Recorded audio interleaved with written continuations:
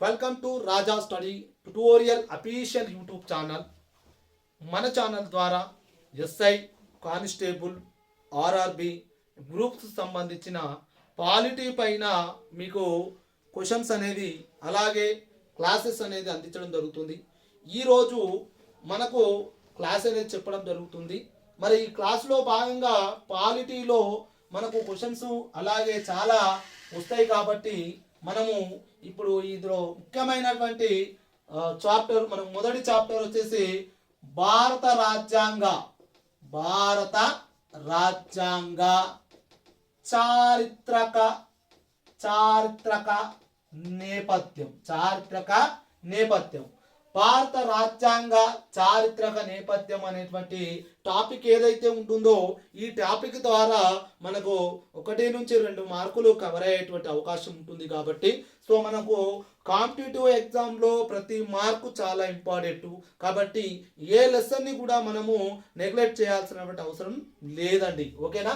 So ఇందులో భాగంగా మనకు భారత రాజ్యాంగ చారిత్రక నేపథ్యం అనేది ఇక్కడ ప్రభుత్వం అనేది ఏదైతే ఉంటుందో ఈ ప్రభుత్వము రాజ్యాంగం అధికారాలను పరిమితం చేస్తుంది. ప్రభుత్వానికి సో రాజ్యాంగం అనేది దాని యొక్క అధికారాలను పరిమితం చేసేటువంటి అవకాశం ఉంటుంది. అలాగే మన భారత రాజ్యాంగంలో 2 విధాలైనటువంటి రాజ్యాంగాలు ఉన్నాయండి. ఆ 2 విధాలైనటువంటి రాజ్యాంగాలలో మొదటిది దృఢ రాజ్యాంగం. ఏ రాజ్యాంగం అండి? దృఢ రాజ్యాంగం. అలాగే ఇంకొకటి వచ్చేసి అదృఢ రాజ్యాంగం. దృఢ రాజ్యాంగం. ఈ అదృఢ రాజ్యాంగంకు మరో పేరు ఏంటంటే సరళ రాజ్యాంగంగా చెప్పుకోవడం జరుగుతుంది. మరి దృఢ రాజ్యాంగము అంటే ఏంటంటే ఇక్కడ మనకు ప్రత్యేక పద్ధతిలో ప్రత్యేక విధానంలో కష్టతరంగా సవరించగలిగేటువంటి రాజ్యాంగాన్ని ఏమంటారంటే దృఢ రాజ్యాంగం అంటారు. ఈ రాజ్యాంగానికి ఎగ్జాంపుల్ చూసుకున్నట్లయితే అమెరికా అండి. అమెరికాలో రాజ్యాంగాన్ని సవరించాలి అని అంటే 2/3 వంతు అమెరికన్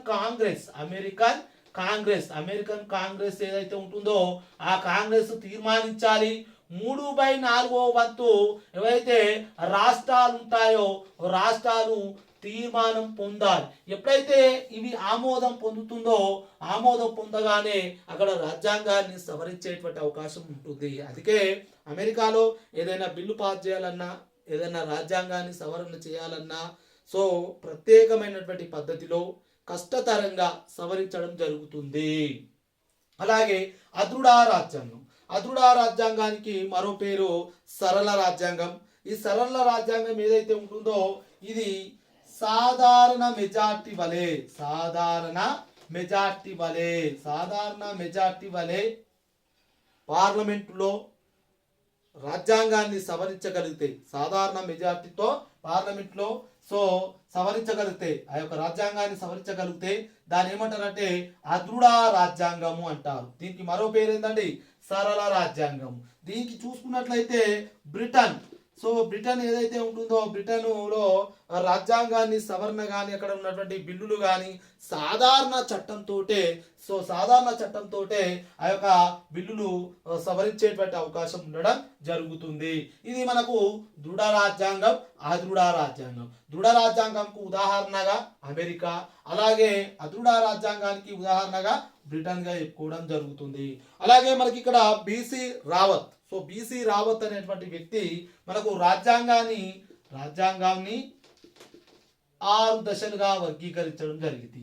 6 దశలలో మొదటి దశ ఏదైతే ఉంటుందో ఇది 1600 క్రీస్తు శకం 1600 నుండి క్రీస్తు శకము 1772 వరకు అండి.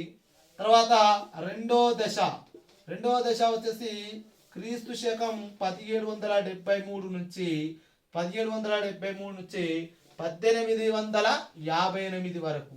తర్వాత మూడవ దశ వచ్చేసి క్రీస్తు శకము 1858 నుంచి 1909 వరకు.